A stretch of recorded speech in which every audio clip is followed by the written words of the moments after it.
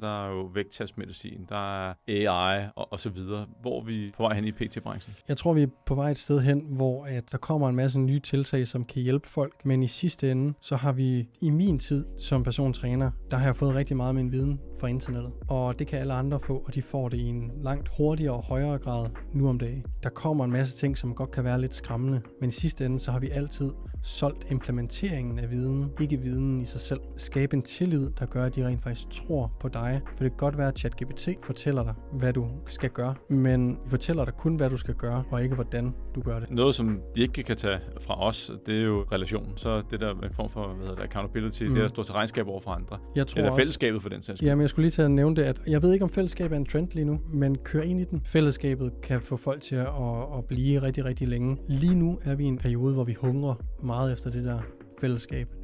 Så spil ind i det.